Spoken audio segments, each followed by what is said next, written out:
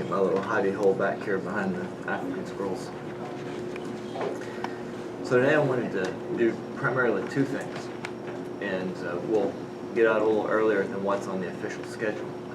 But one, in a little while I want to return to the discussion that we left off with yesterday. Is this any better? Hello? Am I loud enough? Okay. So I want to pick up with the schedule or the discussion we were talking about yesterday about the reliability, Scripture's self-witness. What it says about its own reliability is directly connected to its source.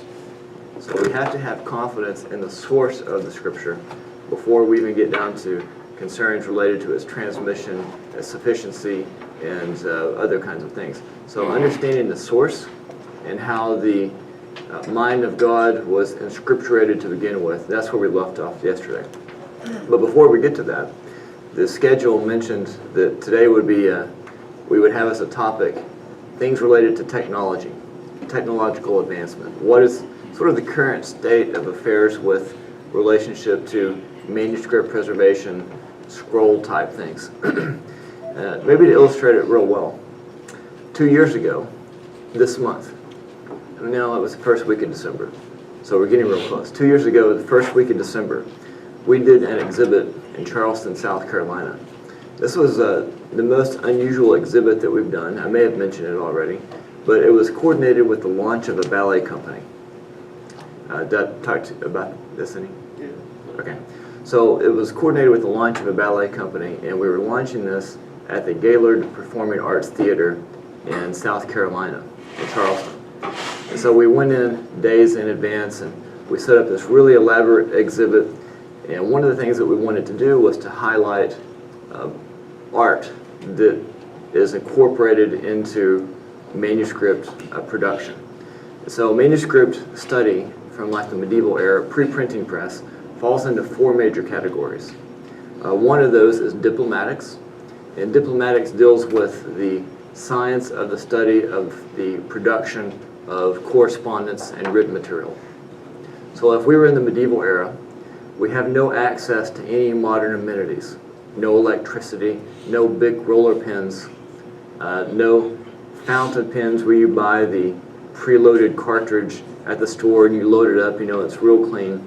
Nowadays you can have a nice fountain pen that you have a nice screw-on lid you can put in your pocket and take it with you wherever you go. I have one of these. And when I want to write, you don't really know it's a fountain pen except that it's heavy and you know it's more for style and sentimental purposes than anything. Well, in the medieval era, writing something was a big deal. You had to come up with something to write on, some sort of, maybe it was paper, maybe it was something else. You had to come up with a writing instrument. You had to come up with ink. So that, you know, this is a big deal and there's no printing press. So diplomatics deals with the science of the study of pre-modern correspondence, the production of material. So that's one category. Another is codicology. And codicology deals with the study of pre-printing press book manufacturing. So how in the world in the medieval era did you put together a book? What was the process that was involved with that? So that would be one of those. And high quality facsimile, like this Kennicott Bible facsimile, one of the things that makes it really valuable is nobody really is permitted to access the original. I mean, it's at Oxford, it's under lock and key, it's priceless. They have thousands of really priceless things like that. And the last day that I was there for the conference that I was a part of, or the workshop I was a part of, we went to an exhibit. Actually, it was a reception in Christ Church. So Oxford is made up of all these colleges. So there's Christ Church, there's Balliol, there's just a whole bunch of different ones. Jesus College. So they all form the Oxford system. So it's a university made up of a whole bunch, 30 some odd colleges, and it's really extraordinary. But in Christ Church, there's this library. And we went to the upper library of Christ Church, and there were thousands of volumes that date back to the early 1600s. So, the actual volumes are there on the shelf. You walk up, and there's an alarm system. If you get closer than this, the alarm system goes off. So to get up there, you have to get special permission, And there's a person with a PhD there, and her job is to make sure that these are handled well. And it's a small area in terms of the volume of books, maybe like this whole floor would be like the volumes just there that are exposed. And so this person is known as the keeper. So she's there to make sure, it's like you're there and all of a sudden the wall opens up and the keeper comes out. You know, it's kind of dramatic. And so these volumes are priceless. But when you get to something like the Kennicott, it's so priceless and so extraordinary, nobody gets to access it. And I recently heard a story about a guy who is the patriarch of medieval Hebrew studies, who lives and works in Israel. He applied to try and gain access to the Kennicott Bible, and he was denied, which was really surprising. So anyway, a volume like that is an exact replica, not just in terms of the lettering, but the pinpricks that were made in the original that they used to create the lines. It has the pinpricks. So the pinpricks in the facsimile are arranged like the pinpricks in the original. So where the original has gold, the facsimile has gold. So if you want to study codicology, you can go to a facsimile like that and see how the original was put together by studying that thing. So that's a whole nother level of reproduction fidelity that we're talking about. So, you know, that's sort of a modern example of codicology. So we were at doing this exhibit in Charleston, and one of the people that we had there was the curator of the Hebrew and Judaica collection at Oxford's Bodleian Library. This is one of the most important libraries in the world. And her specialty, she has a PhD in Hebrew micrography. I mentioned this yesterday. Well, we're there with her, and she's Jewish, and the team brought in a number of Christian apologists, whose names that you would know. I was really interested to see what her response would be, or her reaction would be to these Christian apologists that were speaking. And so, you know, we were kind of watching to see what she would do. And in the UK, they're more comfortable with differences of opinion. You know, you can hold diametrically opposite positions on something and actually be friends. And you know, you can go to lunch with somebody who thinks that your beliefs are, you know, mythological, and they'll actually like you. And, you know, it's okay. So, you know, I was curious to see what her response would be. And when these different Christian apologists stepped up, guys like Frank Turk and Gary Habermas and some others, they're giving their spiel. And I noticed she's over there on her laptop, and she's typing away. And so on one of the breaks, I said, so what do you think about these Christian apologists? She asked a couple of questions like, who's that guy? You know, what's he talking about? And she says, I don't like that guy there. You know, he seems like a robot. And you know, these kind of cute comments. And I said, what are you working on? She says, I'm working on incubula, blah, blah, blah, blah, blah, blah. And I thought, what? So I asked again, and she really downplayed this. And I said, oh, that sounds boring. And she's a librarian. And so you expect librarians to do boring things. And so, you know, she's working on a computer, something related to incunabula. And, you know, I don't even say that word very often. And I said, well, that sounds boring. And I went off. And that was the end of that. A few months later, on the cover of the Wall Street Journal, she was there. I was like, what is she doing on the cover of the Wall Street Journal? But she was really modest, so she was turning her head where you couldn't see her face. And she's with a team, and they're at Oxford. I'm like, what in the world is she doing? And so I looked, and they were part of a team. And this is what she was working on while the Christian apologists were speaking. They were documenting all of the incunabula that were produced in Europe. So what that means is everything that was produced from the beginning of the printing press to 1500, they were documenting that because they wanted to trace the dissemination of knowledge for the first 60 years of the existence of the printing press. And in that particular era, that's when they were first figuring out what a printed book was going to look like. So before that, if you did something other than, you know, you write like it's a manuscript. If you do something other than a manuscript, which is handwritten, you might do like a woodcut, where you have letters that are cut out of wood and you could stamp a page. Well, when the printing press showed up in 1440 or so, when that showed up, you then had movable type.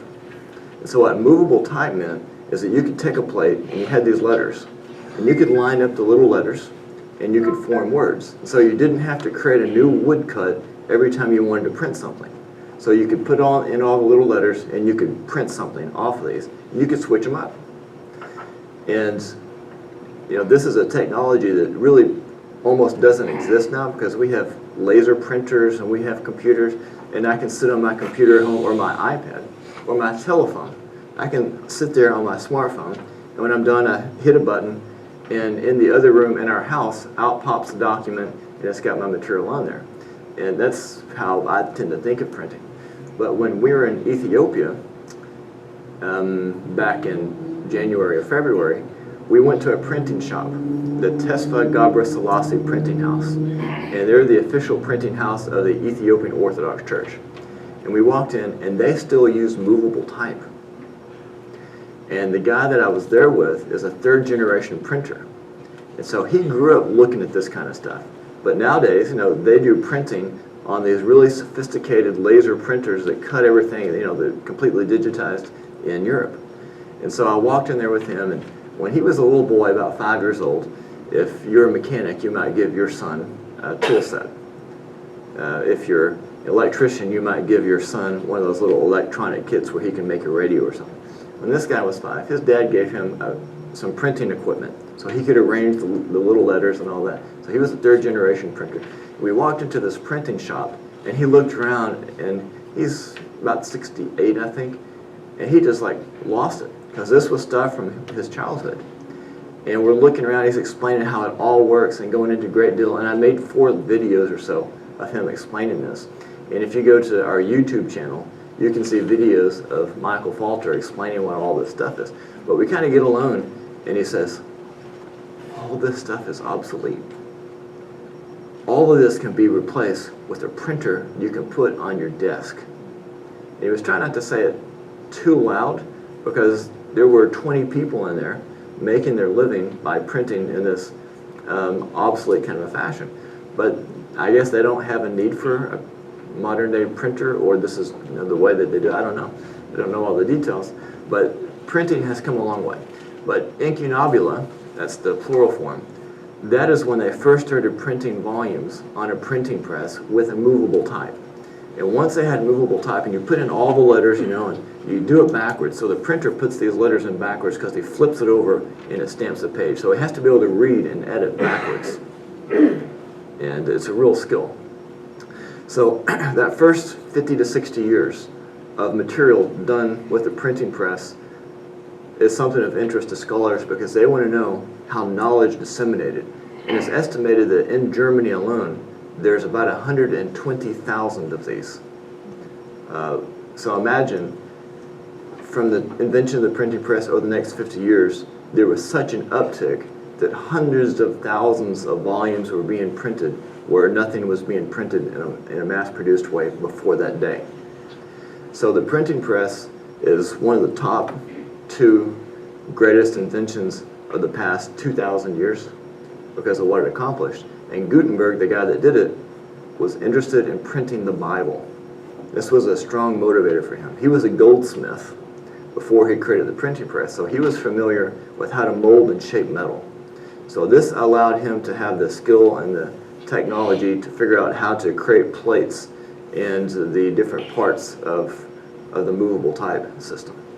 So that's how that fit in there. So anyway, that's what my friend was doing, and they were featured in the Wall Street Journal because they were trying to track the dissemination of knowledge for 50 or 60 years all across Europe. And this was a funded project they were a part of. So that would be like one example of the scope of some of the projects that are now possible because of technology. But that's just one kind of a thing. Before I was in Oxford that same summer, a few weeks before I was out, there was another conference that was convened in the same place. And what this conference was doing, this shows you how sophisticated and advanced technology has become now. They were taking manuscripts, the same kind that we were looking at, and now they are identifying where the worm ate the hole in the book. And where the feces of the worm was left, they can now analyze that and determine not only the insect that ate the hole, but where in the world it was when the insect ate the hole. So they can look at what's left over by the insect. They can also look at where the monk licked his thumb and touched the page and mold grew on that spot. They can identify things about where that happened because this mold would be specific to a certain location. They can also maybe find a hair or something that was left in the manuscript by a reader and determine a lot based on that. So the science and technology allowing for the tracking of manuscripts has just gone through the roof. Another example of something really fascinating that happened is in relationship to the En-Gedi scroll. If any of you guys heard about that one? Okay.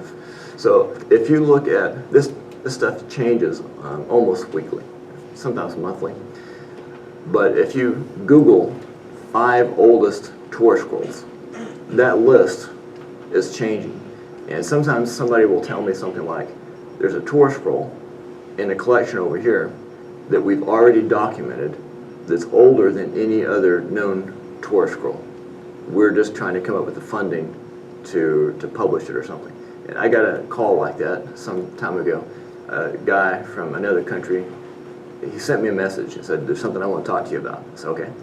So we talk on the phone, not on a regular phone, but through like Facebook Messenger. So he calls me that way. He said, we've documented a Torah scroll. It's in the possession of a private collector. And this one is documented to be the oldest known Torah scroll. And we're trying to come up with someone to fund this project. They need $400,000, $500,000, $600,000. I forget what the asking price was. And they want someone to buy this and donate it to this particular library. Can you do this? I was like, no, I can't do that. He said, do you know anybody that can? I said, well, let me send some emails. And so I sent some emails. I was of no help. But I said, send me the paperwork on it, because it's already been documented. So it had been carbon dated. It had a full paleographic analysis done on it by people whose names that I knew, and some of whom I had met or listened to lecture, and a whole stack of paperwork. And nobody knows about this particular scroll yet, just because it's in this process of changing hands.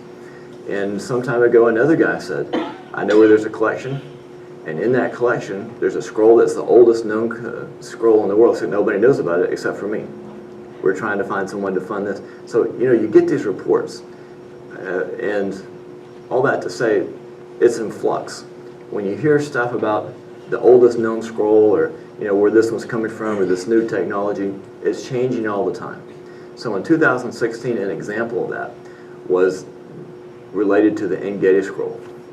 So in Israel, there was a synagogue, and you can go and visit the excavated synagogue at En-Gedi now. But when they were excavating this, there's a place in a synagogue referred to as the niche, where they keep the Torah. Well, this synagogue burned down around, one memory tells me it was around sometime in the 1st century, but another one tells me it was a little later. But anyway, this synagogue burned down, and in 1970 it was excavated, and in the Torah niche, they found a charcoal lump. And so they took this charcoal lump to the U.S., and it had been sitting on someone's shelf since 1970, and you can't touch it because it's so fragile, like charcoal. It's a charred document that was on fire. If you touch it, it just flakes off. So they've got this, and of course, you can't know what's inside because it's charred. Well, because of the advancement of some super CAT scan technology, so if I can remember what it's called, micro CAT scanning, or micro-computed tomography. I don't do that, but other people do. Because of this development of this new technology at a certain university, the people that were working on it for medical purposes were talking about it. And the guy who had access to the scroll heard them talking about it, and he thought, I wonder if we can take this En-Gedi scroll and read it with this new technology. So the curators carefully handled it and placed it where it needed to be placed, and the people working with the micro-computed tomography, they looked at it, and they were able to show up on a computer screen what they were looking at. and they developed an algorithm, punched in numbers, and they were able to digitally unroll the scroll. And because of the composition of the ink, it contains iron sulfate. It contains some adhesive, some soot, some gall nut, those kinds of things. Because of the metallic composition, they were able to get a reading off of what that text was. And they were able to confirm that this was from Leviticus.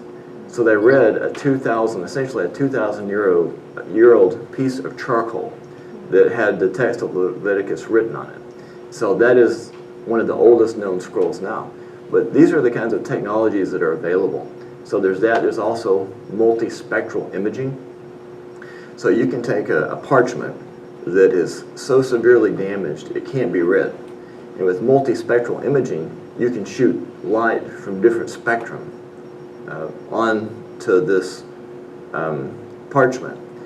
And by adjusting it, you can put that image onto a computer screen, and then you can then read the content. And even somebody personally like myself can have a USB light magnifier that you plug into your computer, and you can shine this light on a manuscript or whatever. You can do infrared, you can do ultraviolet light, you can do different light spectrums, and it changes the visibility of that text for you. So this was something that we did at Oxford, and some of my friends have their own little USB light that they plug into their computers. So those are some of the things that make manuscripts more available than they have been in the past. So in the Dead Sea Scrolls, there are around 220 biblical manuscripts that were discovered that date back to the 1st century AD. But since then, there are some of these medieval era scrolls and then scrolls between those two periods that are occasionally being discovered. There are things like these projects that are constantly happening. A while back, the Vatican Library released 15,000 digitized manuscripts available to the public. So if you want to read these manuscripts, they were previously unavailable to anybody in the world except the few people who had access to the Vatican Library. They digitized them. Now you can go there and read those manuscripts. And universities and institutions, museums all over the world are digitizing everything they've got and uploading it, and a lot of it is open access. One of the greatest sources of new manuscripts happening right now is due to two different sources. One of those is referred to as the Books Within Books projects, or the European Geniza. So a Geniza is like a place where scrolls were sent to die. It was a burial ground. Well, in the medieval world, in some places, they would take old manuscripts and reuse them. So if you're in the medieval era and it's hard for you to come up with material to make a book, one thing you might have done would be to find another book that you didn't care about and then take that book or that manuscript, that parchment, and rework it into the new book. So you might use it for the binding of your new book. You might erase the letters that are on this document and then rewrite. That's called a palimpsest. So there's a lot of reusing. There was a lot. So one of the really interesting places for the discovery of new manuscripts now is in the spines of other books. So occasionally, there's a statistic on this, but if you take a medieval era book and you're a specialist, you can look into the spine and discover a manuscript that was used in a parasitic sort of a fashion and read that. And when I was at Oxford in 2017, one of those was discovered while we were there. So there was a researcher, I think from Princeton, that was there, a young lady working on a postdoctoral project, and she was looking at a German manuscript, and in the process of it contained business records. So from like 1400s, I think, it contained business records, and while she's looking at this, she looks closer and she sees that there's an erased text underneath the text that she has written. So she looks more closely, and that original text was Hebrew letters, erased Hebrew letters. And so since we were all there, she brought it to some of our people, and she said, "Look at this." And they looked closely, and it was a Tor scroll, where the text had been erased and it had been reworked to form pages in this old manuscript. And so you see German, and I think there was another language, some translation, and underneath, if you look closely, you can see the erased letters. So I got some pictures of that, but that was discovered while we were there. That's one source of a lot of new manuscripts. And now that we have so much technology, it's becoming easier and easier to read the underlying text, the palimpsest original text. Something else that's happening is that other artifacts like mummy mask were made from manuscripts. And this has been in the news quite a bit over the past few years if you keep up with this sort of thing. But one particular example, a friend acquired one of these, and in the process of analyzing this, they dissected it, which was a bad choice, but they dissected this and they extracted, it was a mummy mask, Egyptian mummy mask from like 150 BC. I think maybe the one that he dissected and videoed was from sometime in the 1st century AD, or 2nd century, very early, and they dissected it and they took off all the underlying papyrus that composed, this is called cartonnage, and so it's made in a paper mache kind of a way, where they take old manuscripts and they put them together and they formed this mummy mask and they painted it. Well, they dissected it and were extracting manuscripts, and they found manuscripts from some of Plato's works. They found some New Testament gospel manuscripts in that as well. There's like 250 manuscripts that they extracted out of this mummy mask. And it caused a worldwide furor because they destroyed an artifact in order to get manuscripts out of it. Maybe they could have used some of these other technologies to read these manuscripts without destroying it. So they caused an unnecessary furor. But there's a number of examples of that kind of cartonnage that are comprised of manuscripts. So that's a great source of study too. Getting that out in a way that's safe and respects the original artifact is perhaps the great struggle for them. So those are some of the interesting areas where manuscripts are being discovered and studied. Anybody have any questions about any of that? Yes? Why would manuscripts be part of a mummy? Okay. Well, when they were getting ready to create the mummy mask, they said, we need some papyrus. Papyrus is expensive to create. So they said, well, here's some papyrus. Let's just take that and mold that into this mask. And the person who made that didn't care about the content of that original papyrus. And so they used that, reused it, like if you had an old phone book laying around at home and you wanted to make something of paper mache, you might take pages out of that and go through the process of putting this paper mache stuff on it and form it into something. It was that sort of a thing. What was the content of it? Some of it was, there were a couple of Gospel of Mark manuscripts, some writings from Plato's material. I think there was something from Plato's Republic that was in that particular one, and there were a number of other things. There's a list of them all somewhere. And this was before this technology you were just talking about? I don't think it was. I mean, it sort of all happened at the same time. And I asked one of the guys responsible for disintegrating that thing, and he said that it wouldn't have done what they were after, but he was being really defensive about it too. There was a guy sort of in charge of it, and then some other guys that were going along with it. The guy in charge of it had a PhD in a field that was related to antiquities, so he was a person who was trusted for that project. Well, we have reconstructive surgery after all. So you want to put it back together? Okay. Well, they washed the gold off into the sink.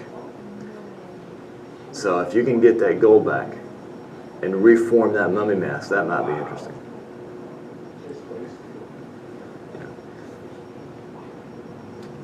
Yes. Brian, I hate to interrupt what you're talking about, but I was hoping that you would get back to what you were going to pick up with at the beginning of today. Based on what, it was wonderful. Yesterday you were talking about the 9 tests for discerning a true prophet, and you were on point number 5, and 1 Samuel chapter 12. Were you going to return to that? Okay, so when we started talking, I said I'll do 2 things. One is I'll talk about some of these, and then I'll get back to that content. So my goal is to get back to that content. Sorry, I didn't catch that. That's okay. Anybody else? Yes. Does it like say anything about the attitude towards the Torah in the medieval times, that they were like reusing Torah's rules? It says a Like- lot about the attitude. And remember, in 1492, the Jews were expelled from Spain. The Inquisition happened in an effort to force Jews to convert or to get rid of them. And it's such a sad era in the history of Christianity. Edgar Allan Poe has written more than one story about this happening, about the Inquisition, about the mindset of a Jewish person going through forcible conversion.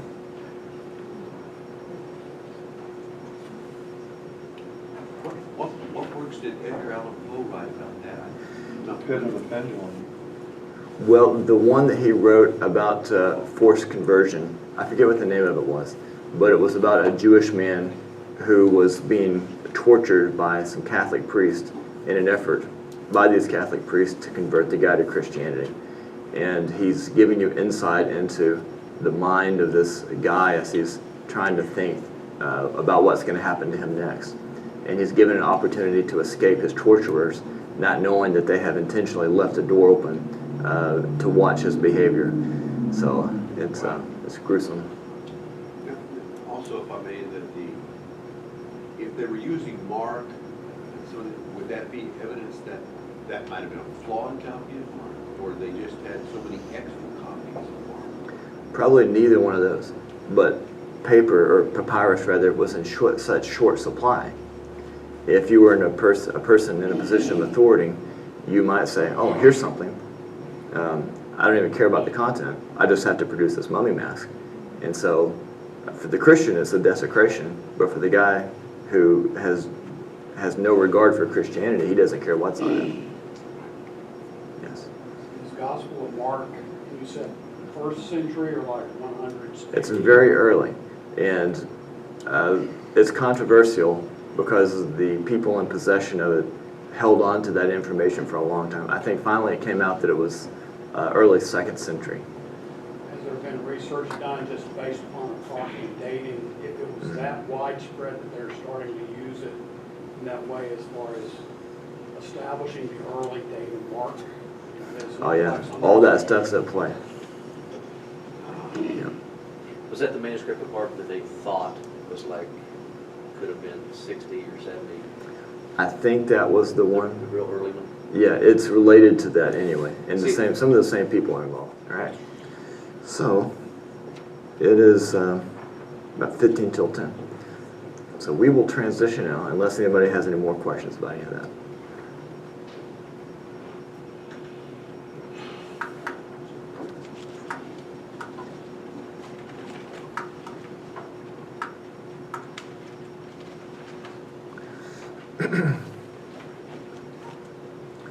Hopefully the takeaway from that little discussion is that the field of manuscripts is in a state of flux, in constant transition, integrating new technologies, and the results of the studies is producing information that is helping our understanding in sort of a global scale of the history of the transmission of knowledge and the production of books and manuscripts, some of which include manuscripts of specific interest to Christians. And every month or so you can see something that's published about that. Also, what you could do if you're interested in that, on our website, some of the ones that are more interesting, I'll put on the resources tab. So you can go there, and sometimes there's a link to some other articles, or maybe a link to the site that allows you to access these manuscripts. Okay, so we're getting to back to the discussion of what is the source of the Bible. And we've been focusing on the Old Testament the most, because 2/3 of our Bible is the Old Testament, 75% of the Bible or so, 66 to 75% of our Bible is the Old Testament. And that's where we start. And we've said so far that in order for a person to receive revelation from God, that person had to be a prophet. and there was criteria that Old Testament Israel was given in order to determine who was a true prophet and who was not a true prophet.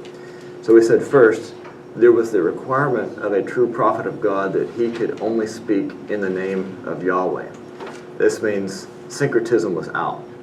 He couldn't ever speak in the name of some false god.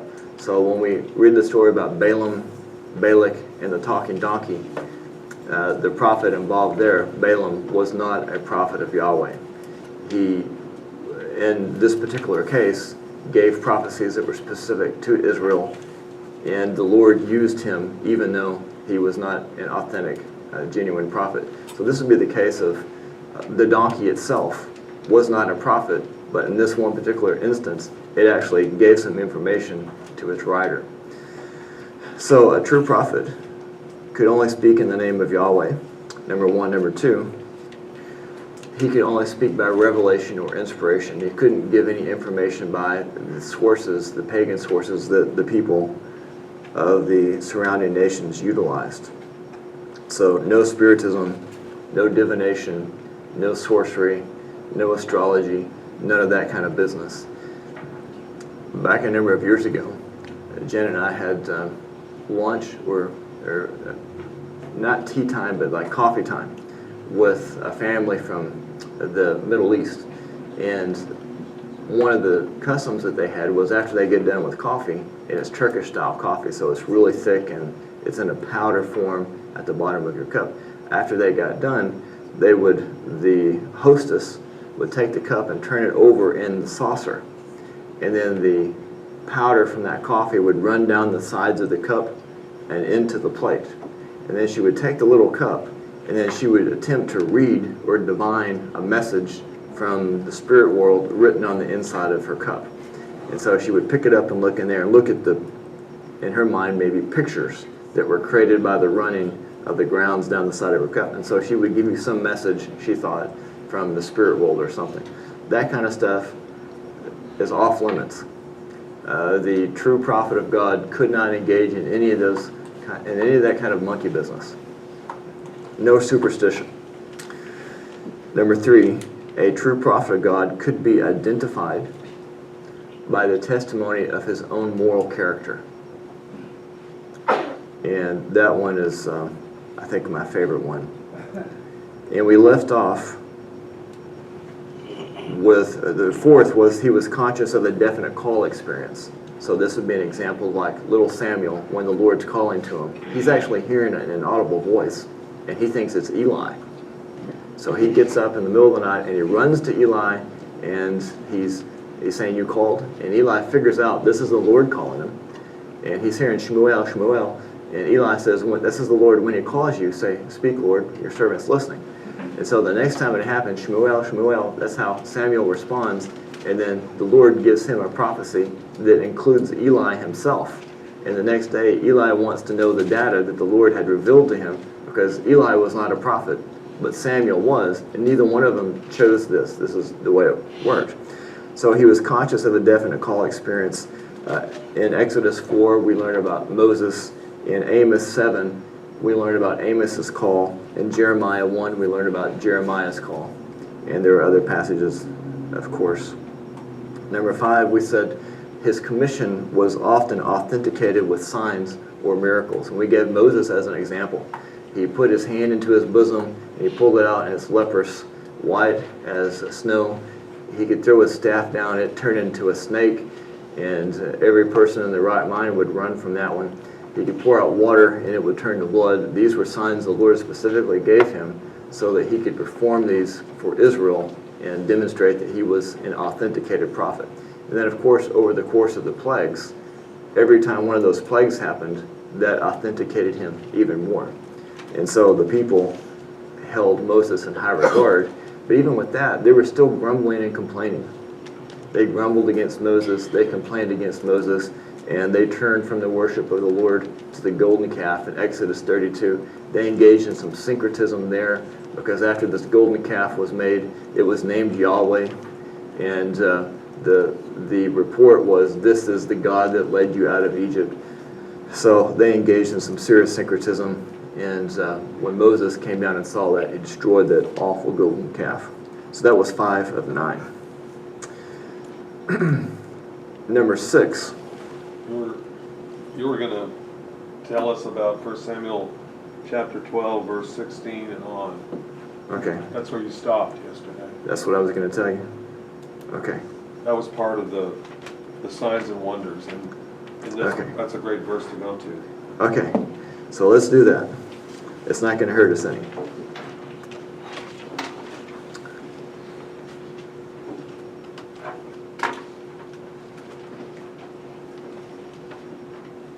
Okay, 1 Samuel 12. Opening my Bible. What Bible software do you guys have? What was that? Logos. One more time. Logos. Logos, okay. What about on your little devices? You have Logos on that? Olive tree. Olive Tree, okay. Anybody else? Blue Letter Bible. The what? Blue Letter Bible. Anybody use YouVersion? Okay. YouVersion has a Patterns of Evidence app on it. And Patterns of Evidence, that is the movie franchise that we're working with. They won some award yesterday, by the way. I think the top award for Christian movies over $50,000, with a budget over $50,000. I don't know all the details. I just saw it in my newsfeed. But if you go to YouVersion, there's a Bible app that has some videos from the movie, and it might be something interesting and a little different. So 1 Samuel 12, around verse 16. Okay, so we'll start with verse 1, because this really speaks to the character of Samuel. So Samuel has been a judge and prophet in Israel. And he's got some things to say to Israel. This is his speech. It says, "Then Samuel said to all Israel, Behold, I have listened to your voice and all that you said to me, and I have appointed a king over you." This was something that was detestable to Samuel, because they were in a theocracy, which meant that they were in covenant with God. They didn't have an earthly physical king. But they demanded to have an earthly physical king like all the nations around them. This broke Samuel's heart, but it was their demand. And so this is his response eventually. He says, "I've listened. I've appointed a king. Now here he is. You asked for him. You got him. Here's the king walking before you. But I am old and gray, and behold, my sons are with you. And I have walked before you from my youth, even to this day." So Samuel had been called of God to be a prophet when he was a little guy. I like to think of him about 7. His sons were sort of in this role, except for one problem. That is, they were not called by God.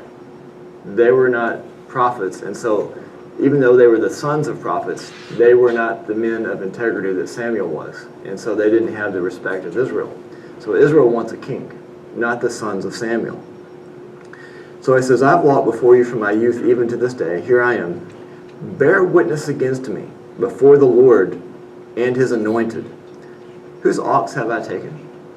Have I ever utilized my prophetic role to take something from you for myself?" An ox. If I was going to take something, it wouldn't be an ox. "Whose donkey have I taken?" Wouldn't take a donkey either. "Or from whose hand have I taken a bribe to blind my eyes with it?" Now that's important. He's saying, in all these years, is there an instance where I was bought off by somebody? Tell me. "Have I ever taken a bribe to blind my eyes? Tell me, I'll restore it to you." Notice this confidence. He has a clear conscience. "They said, you have not defrauded us, or oppressed us, or taken anything from man's hand, from a man's hand." So they affirm, you are guiltless as a man of God before us. He said to them, "The Lord is witness against you, and his anointed is witness this day, that you have found nothing in my hand." So a big question is, if the prophet of the Lord has been so blameless before you, why in the world are you looking for yourself a king instead of relying on the ordained man of God that God has raised up for you? What's the problem? Because the king is not going to be like this. The king is not going to operate with this level of integrity. And so Samuel says, what's the issue? The issue is not related to the character of the prophet. So he says to the people, it is the Lord who appointed Moses and Aaron and who brought your fathers up from the land of Egypt. Okay, so this Yahweh, that in a sense you have rejected in order to have a physical king, that's the Lord that appointed Moses the great prophet and Aaron the priest, and that has brought you up. So now take your stand, that I may plead with you before the Lord concerning all the righteous acts of the Lord which he did for you and your fathers, when Jacob went to Egypt and your fathers cried out to the Lord. Then the Lord sent Moses and Aaron, who brought your fathers out of Egypt and settled them in this place. But they forgot the Lord their God. So he sold them into the hand of Sisera. And he goes on like this a little bit. Then verse 10. Here's their response. They cried out to the Lord and said, we have sinned because we have forsaken the Lord and have served the Baals and the Ashtaroth. But now deliver us from the hands of our enemies, and we will serve you. Then the Lord sent Jerubbaal and Bedan and Jephthah and Samuel and delivered you from the hands of your enemies all around so that you lived in security. So here's sort of a recitation of your history. This has been your response. This is what you did. This is how the Lord delivered you. It's important because now you're standing in this place saying, give us a king, not the God-prophet model that we've had. Verse 12, when you saw that Nahash, the king of the sons of Ammon, came against you, you said to me, no, but a king shall reign over us. Although the Lord your God was your king. Now therefore, here is the king whom you have chosen, whom you have asked for, and behold, the Lord has set a king over you. If you will fear the Lord and serve him, and listen to his voice, and not rebel against the command of the Lord, then both you and also the king who reigns over you will follow the Lord your God. So imagine if you're in this group. You've demanded a king, you're listening to an authenticated prophet of the Lord. You can expect this isn't going to end without something dramatic. And he says, if you will not listen to the voice of the Lord, but rebel against the command of the Lord, then the hand of the Lord will be against you as it was against your fathers. Even now take your stand and see this great thing which the Lord will do before your eyes. So here's an authenticated prophet, man of God, high level of integrity and character. Nobody can say anything against him. In verse 17, he says, is it not the wheat harvest today? And if you're a wheat farmer, you start to tremble. I will call to the Lord that he may send thunder and rain. Then you will know and see that your wickedness is great, which you have done in the sight of the Lord by asking for yourselves a king. So you're there. There's no doubt in anyone's mind who this man is and what he represents. And you're beginning to see, I was really dumb when I asked for a king, because that is an attempt to overturn the established model that the Lord has given. So now, Samuel called to the Lord, and the Lord sent thunder and rain that day. When I was in high school, we would play pool. And if you're a really good pool player, you would call your shot. You would say, I'm going to hit the cue ball to this ball and knock the 3 ball in the corner.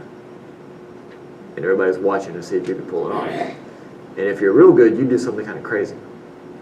Well, here Samuel is sort of calling the shot by saying, sweet harvest, I'm going to pray and the Lord's going to send thunder and rain right here, right in front of you. And he recites his personal history to remind them of what's happening and who he is. And he recites the whole history of Israel and their rebellion. And now he's going to pray and the Lord's going to answer right here. So Samuel called to the Lord, and the Lord sent thunder and rain that day. And all the people greatly feared the Lord and Samuel. So notice the fear that is assigned to Samuel, because this authenticates him even more, and once again in front of them. Sometimes we have so-called modern-day prophets, who tell you the Lord has said to me, this is going to happen, and so on. And there was a time when there was a group here in Missouri, and there was a book that was written, and the title was "Some Said It Thundered." And it was related to this group of Missouri prophets. And they were bragging because their level of prediction and accuracy had gotten up to about 60%. And this was a big deal for them. I mean, if your prediction gets up to 60%, that shows some amount of skill. But it's not the 60% that's impressive, it's the 40% that is inaccurate. Because with the true prophet of God, if there's a 0.5% that's not on, the test is the percentage, the penalty is death. So that kind of prophet wouldn't have made it for very long. And we read a whole lot of passages yesterday about how the Lord views those who speak presumptuously in His name. By the way, we have a couple of books in our Bible called 1 Samuel and 2 Samuel. And you can read those. Well, verse 19 says, "Then all the people said to Samuel, 'Pray for your servants to the Lord your God that we may not die.'" This is the smartest thing they've said in a while. "For we have added to all our sins." So Samuel's sermon has come home. "Since this evil, we have added to all our sins this evil by asking for ourselves a king." So here's another characteristic of the prophet. He's compassionate for the people because he's an ordained mediator between the people and the Lord. He's put there in order to represent the people and to represent God. So verse 19, verse 20, here's his response. "Do not fear. You've committed all this evil, yet do not turn aside from following the Lord, but serve the Lord with all your heart." That's what that prophet's after. It all comes down to the heart attitude of the worshiper. He just wants them to be faithful. He doesn't want anything for himself. He's not in this for himself. He's in this to direct them to the Lord. So he says, don't turn aside from following the Lord, but serve the Lord with all your heart. You must not turn aside, for then you would go after futile things which cannot profit or deliver because they are futile.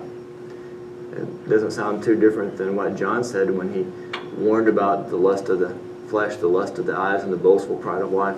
That stuff is of no help to you. The stuff that cannot profit is futile. Verse 22, "For the Lord will not abandon His people on account of His great name, because the Lord has been pleased to make you a people for Himself. Moreover, as far as for me, far be it from me that I should sin against the Lord by ceasing to pray for you, but I will instruct you in the good and right way. Only fear the Lord and serve Him in truth with all your heart, for consider what great things He has done for you. But if you still do wickedly, both you and your king will be swept away."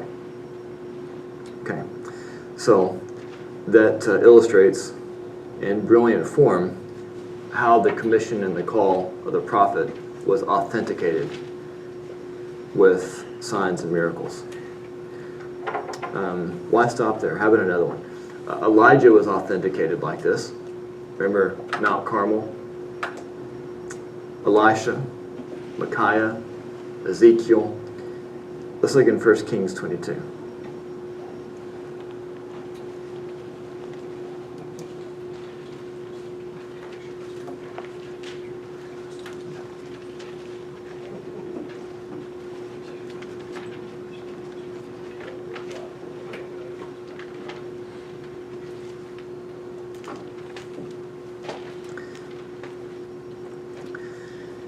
So this guy is not Elisha or Elijah, who were really famous.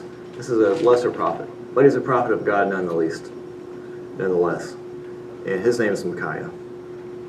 So here's an example of the interaction between a king and the Lord's prophet. It says, "The messenger who went to summon Micaiah spoke to him, saying, 'Behold now,'" What verse are you in, Brian? 13, 1 Kings 22, 13. "The messenger who went to summon Micaiah spoke to him, saying, 'Behold now, the words of the prophets are uniformly favorable to the king.'" So here's a messenger of the king trying to prep Micaiah in advance. So he's going to say, this is what's being said so far, so you want to tailor your message to to go along with what the other prophets are saying, you don't want to be an outlier or something. This reminds me of a guy that used to do some plumbing work for us in California. He was a jockey when he was young, rode horses, and so did his brother. So they raced places like Santa and Eden, that sort of thing. And now, at his old age, he was in his 70s, he was a plumber, so he did some plumbing work. And I thought, here's a real live jockey, I have an opportunity to ask him what I've always wanted to know. And I said, our horse race is rigged. He laughed. He didn't answer it honestly, I mean, precisely or clearly. He says, well, we would get together before the race, and we would say, okay, so who's going to win today? And we would all laugh, and we would throw a different guy's name out. And we would say, okay, this guy's going to win today. We did that. And that's how it won, I guess, at least with that guy. Well, here they're trying to get Micaiah to operate like that. This is what the other prophets are saying. They are prophesying in a way that's uniform, related to the king's success. We want you to do this too. So he says, behold now, the words of the prophets are uniformly favorable to the king. Please let your word be like the word of one of them and speak favorably. But Micaiah said, as the Lord lives, what the Lord says to me, that I shall speak. So notice, he's pledging to begin with, I'm going to speak in a way that's truthful, that's going to represent the Lord regardless of what the consensus is. So verse 15, when he came to the king said to him, Micaiah, shall we go to Ramoth Gilead to battle, or shall we refrain? So notice a couple of other things. Even though they have all these prophets saying something uniformly to the king has enough sense to know we need to consult with that guy over there because he has a reputation. So he says, shall we go to Ramoth Gilead to battle, or shall we refrain? And the king asked the question with the suspicion in his heart that maybe this is not going to be consistent with what Yahweh would have him to do. And he answered and said to him, sure, go up, succeed. The Lord will give it into the hand of the king. And the king senses that he's not speaking forthrightly. And he says, okay, tell me the truth. The king said to him, how many times must I adjure you to speak to me nothing but truth in the name of the Lord? So he knows that this is what he wants is not consistent with what Yahweh is going to tell him, even though he's going to disregard this in the end anyhow. So Micaiah says, okay, you want to know what the Lord says? Here it is. I saw all Israel scattered on the mountains like sheep with no shepherd. And the Lord said, these have no master. Let each of them return to his house in peace. So when you have sheep without a shepherd, it means the shepherd is gone. In other words, the king's going to die.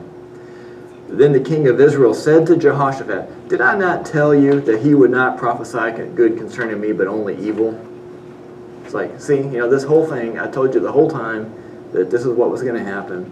Micaiah said, okay, well, listen to the word of the Lord. I saw the Lord sitting on his throne, and all the host of heaven standing by him on his right and on his left. The Lord said, who will entice Ahab to go up and fall at Ramoth Gilead? And one said this, while another said that. Then a spirit came forward and stood before the Lord and said, I will entice him. The Lord said, how? He said, I will go out and be a deceiving spirit in the mouth of all his prophets. Then he said, you are to entice him and also go and do so. So now we have the Lord ordaining the evil spirit to go and deceive the king, because this is a fulfillment essentially of the king's heart. This is what he wants to do. He's going to listen to you. The false prophets are going to carry weight with him. That's going to be the model. That's what he wants. Okay. That's what's going to happen. And so now Micaiah is even going to the point of telling him, this is the end of your destruction. Evil spirits are in the process of trying to seduce you into a situation that's going to result in your demise. So he tells him what's happening, even at the spiritual level. And it continues. Now therefore, behold, the Lord has put a deceiving spirit in the mouth of all these your prophets. So these false prophets, he's giving them what they want. And he's giving you what you want. And that is to be lied to. That's what you want. The greatest judgment is to give you what you want, when what you want is inconsistent with the Lord's will. And then the prophet puts this all out there to let them know. The Lord has proclaimed, it says at the end of verse 23, behold, the Lord has put a deceiving spirit in the mouth of all these your prophets, and the Lord has proclaimed disaster against you. So now you know in advance. Then Zedekiah, the son of Chenaanah, came near and struck Micaiah on the cheek. So this is the response. And he said, how did the Spirit of the Lord pass from me to you? So this guy's like, oh, I've got the Spirit of the Lord. How is it now that you're claiming to have the Spirit of the Lord? And Micaiah said, behold, you shall see on that day when you enter an inner room to hide yourself. So he tells him in advance what's going to happen to him. Then the king of Israel said, take Micaiah and return him to Ammon the governor of the city and to Joash the king's son, and say, thus says the king, put this man in prison and feed him sparingly with bread and water until I return safely. And Micaiah said, if you indeed return safely to the Lord, the Lord has not spoken by me. And he said, listen, all you people. So here you have a man of God explaining the whole process of deception. This has happened for this king. This is his end. This is his fate. Understand it all. If he comes back, the Lord has not spoken by me. So this is going to authenticate him as a spokesman of God in the end. If you continue to read, you get to see how that unfolds.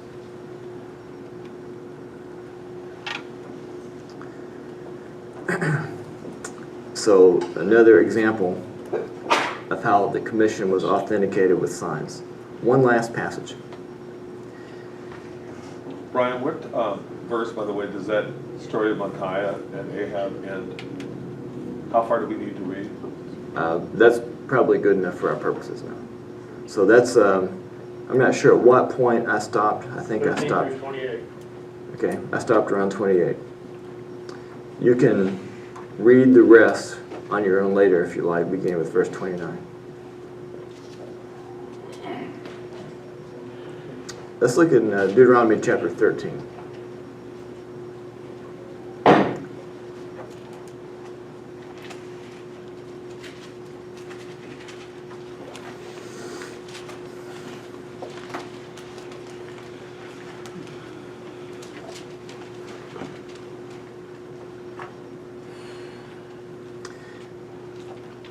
We looked at this passage yesterday, but this is a reminder that sometimes false prophets produced something that looked confirming.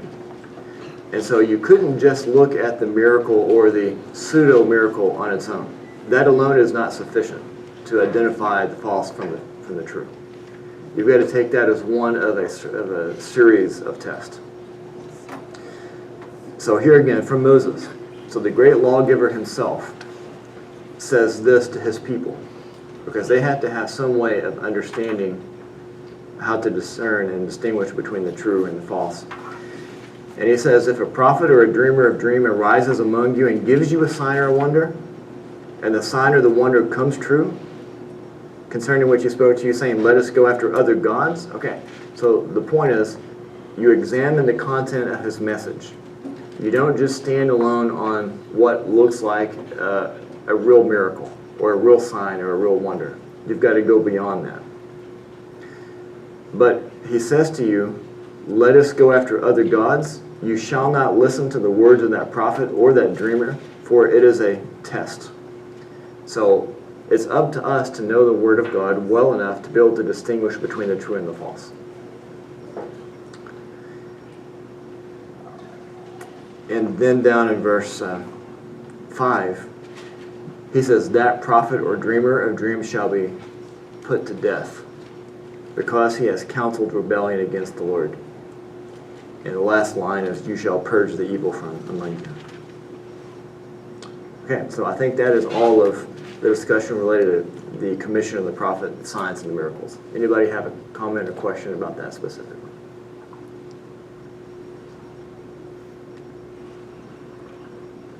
Okay. Well, I think this is a good time for a coffee break. So let's take a coffee break and come back in a few minutes.